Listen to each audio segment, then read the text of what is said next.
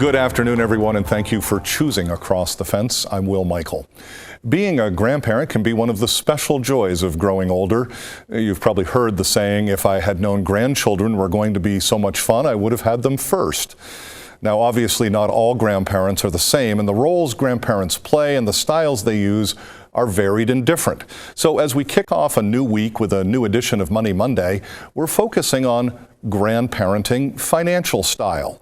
Our expert has some tips and advice for 21st century grandparents.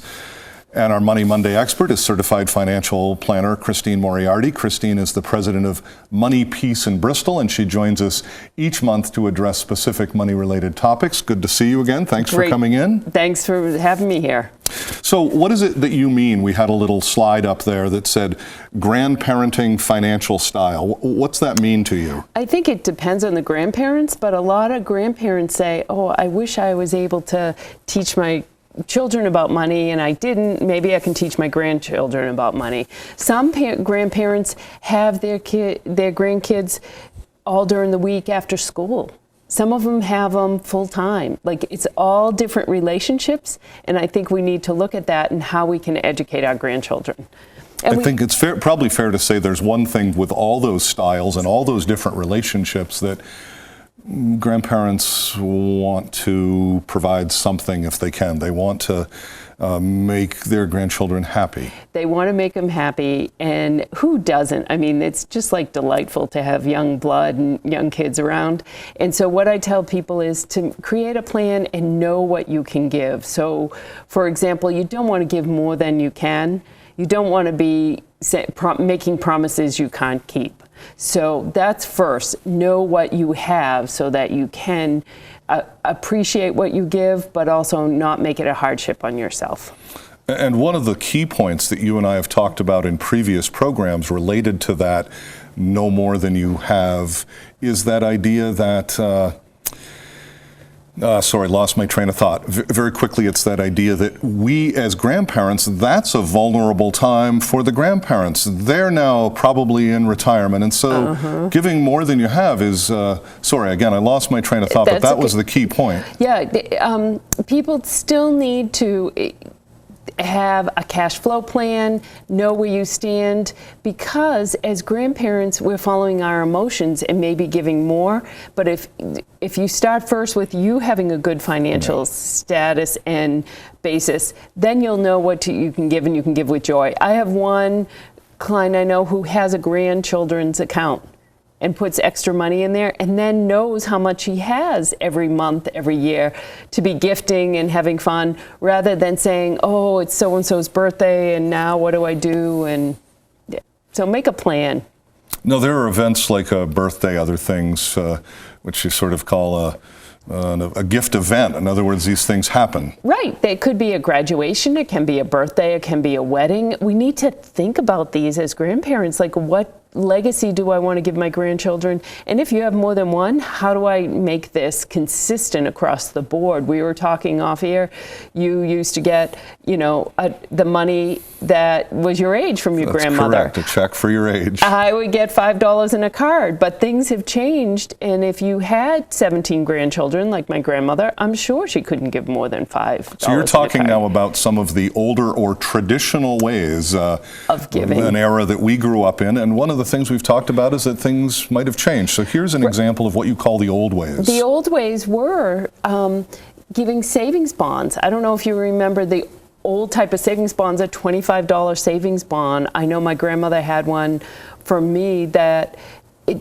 old way, and those are really important lists to go over one by one as we can see them, is that having them in front of you to say a savings bond can be a large amount or a small amount, but children these days don't know how they work. Some of their parents don't know how they work. So you want to maybe not do it even though you thought it was a great idea. The United Gift to Minors Act, which is next on the list, which is also called the United Transfer Minors Act, which means you can give money to children up to the max of $15,000 a year, but it stays in a parent or guardian's name.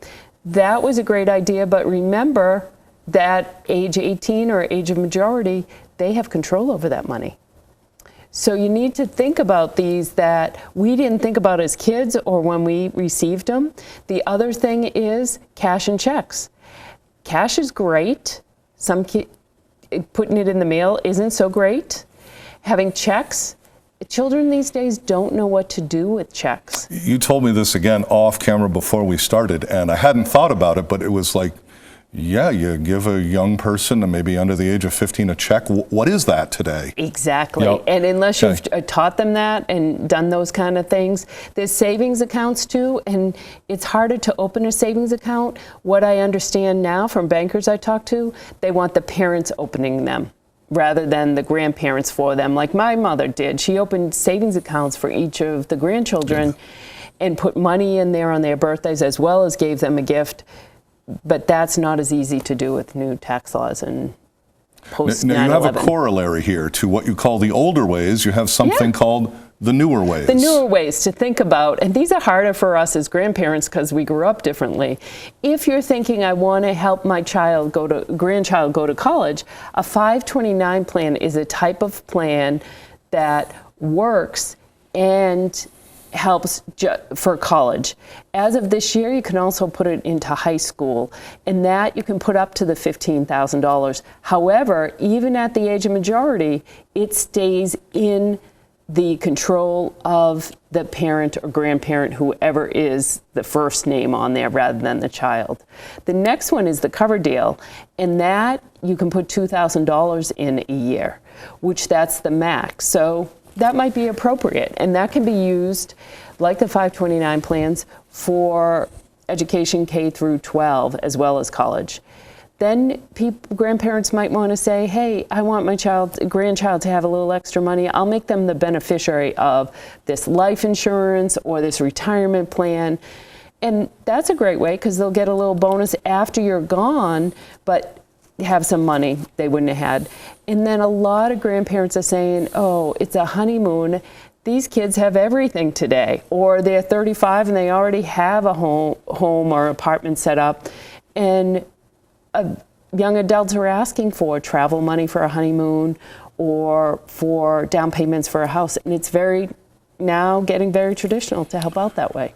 Christine, the top of your list that we just saw, the 529 plans, they're not new, but to a lot of people, it might be a new product. A first-time grandparent saying, wait a minute, my kids didn't have that, we didn't have it. So tell us a little bit more about that 529. Right, and I think it's important to note, for the state of Vermont, the 529 plan, if you put in $2,500, you will get a $250 credit. So 10% of whatever I'm... No, up to $250. Okay. So it's that's a worthwhile way to look at it. There's a Vermont-sponsored plan. That's only if you fund a Vermont-sponsored plan. There's plenty of them out there, one for every state at least. If you look at this, the phone number, it's 1-800-637-5860. You can call and get more information in the application. Or if you're on email, you can certainly email them. It's run through VSAC, which is Vermont Student Assistance Corp. And they have great programs to help you understand how much you can put in.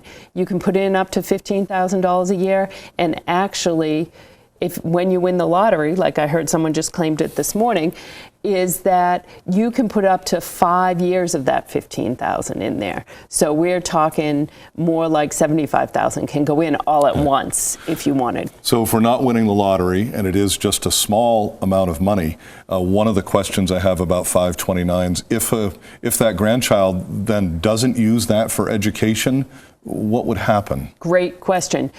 One, it's your money because your name's on it. If you put yours first, you can take it out. You will pay taxes because one of the beauties of that program is it grows tax-free. But we're not locked in if a child makes a different decision and isn't at a traditional four-year school or something like that. Right, and you can also use it for other grandchildren within the same household. So Let me switch gears a little bit. Certainly. Talking about saving money for a grandchild. Have those rules changed? Those have a little bit. That's why I was mentioned with the savings accounts. It's not as easy as it used to be to just say, oh, I'll open a savings account because I have their social security number on it.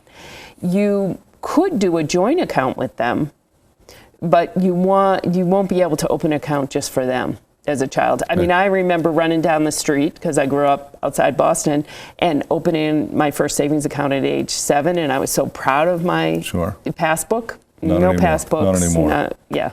A couple of minutes left, and one of the situations that may be different is if we're talking about full-time grandparents. These are things that are happening more and more often for a variety of reasons, but from a financial style, why is this important? This is really important because you want to think in a bigger picture. You are a parent, so remember, you need to take care of legal, meaning have a will and everything in place, a guardian for your grandchild. You want to consider your cash flow, because a lot of people take on this additional responsibility out of love and then are concerned about the cash. And then there's a lot of resources out there to help you out when you have it. Spend just a moment, walk us through some of these resources that you're referring to. So don't let your cash flow bother you, because there's resources that will be up on the screen that go a whole slew across. You can join clubs like Boys and Girls Club that have free care. There's state services for parents and grandparents, whether you're a foster parent or official parent. There's community services that help with heat.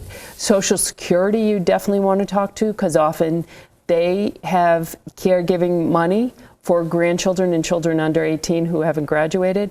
And there's all sorts of heating and other deductions and food assistance. Christine, I need to stop us there. We're just about out of time. I want to thank you very much for coming in. Thank you. And I want to remind our viewers that if they have questions or comments for Christine, she'd appreciate hearing from you. You can call her at the 453-5913, or you can visit the website moneypeace.com. That is our program for today. We know you have choices, so thanks for choosing us. I'm Will Michael, inviting you to join us back here each weekday afternoon for another visit Across the Fence.